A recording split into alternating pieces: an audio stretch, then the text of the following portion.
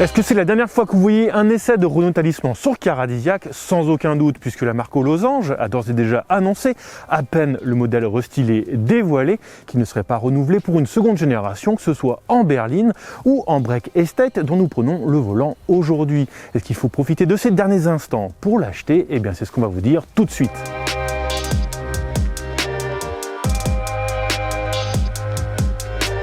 Voilà bien longtemps que la plupart des grandes berlines n'ont plus la cote, désertées au profit des SUV. Et c'est encore plus vrai quand elles sont françaises, la dernière Peugeot 508 faisant figure d'exception grâce à son style affirmé de coupé 4 portes à l'intérieur comme à l'extérieur et avec désormais une offre de motorisation électrifiée. La Renault Talisman, elle, a respecté les codes de l'ancien monde. Une silhouette aux 3 volumes marqués et des moteurs exclusivement essence ou diesel. Et elle en paye désormais les conséquences en s'écoulant 3 fois moins que sa rivale socialienne l'année dernière.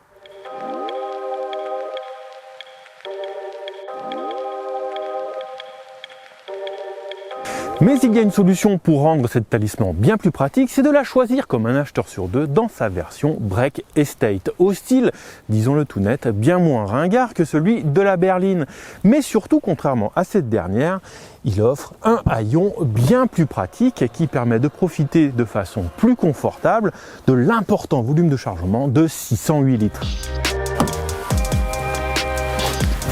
Et ce n'est pas son seul avantage, puisque la ligne de toit moins fiante permet d'offrir 3 cm supplémentaires de garde au toit à l'arrière, ce qui ne paraît pas grand chose, mais c'est vraiment la différence entre inconfort et confort si vous faites plus d'1,80 m. En fin d'année dernière, Renault a offert à la Talisman un restylage pour l'emmener jusqu'à la fin de sa carrière. C'est très discret, probablement pour ne pas effrayer la clientèle conservatrice, et se résume à des lamelles de calandre revues et l'ajout de joncs chromés dans la partie inférieure du bouclier avant et sur les feux arrière. Mais l'évolution se remarque bien plus à l'intérieur.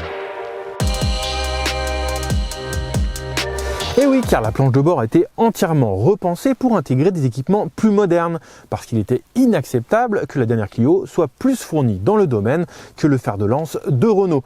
On a donc au centre une tablette multimédia de 9 pouces, une instrumentation numérique allant jusqu'à 10 pouces et un chargeur de smartphone par induction. Les aides à la conduite n'ont pas été oubliées non plus, avec un système de conduite semi-autonome et une alerte angle mort. Seul absent notable, la caméra 360 degrés, ce qui est bien dommage quand on a un véhicule aussi imposant.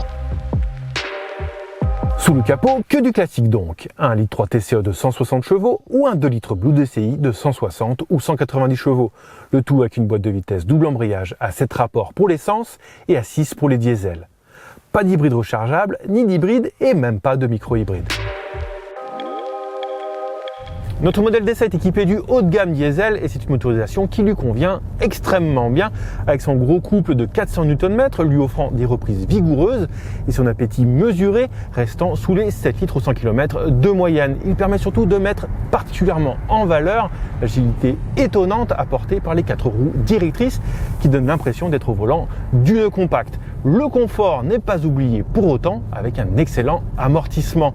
Dommage que les grosses jantes de 19 pouces retransmettent parfois les imperfections de la route jusque dans l'habitacle et surtout que cette boîte de vitesse à double embrayage se montre parfois lente et brutale dans ses changements de rapport.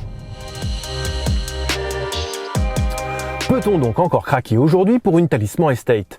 Pourquoi pas si vous êtes à la recherche d'un grand break confortable et dynamique, pas trop mal usé même en 2021 malgré l'absence de la moindre électrification et avec un tarif démarrant à 38 500 € que l'on imagine très fortement négociable en concession.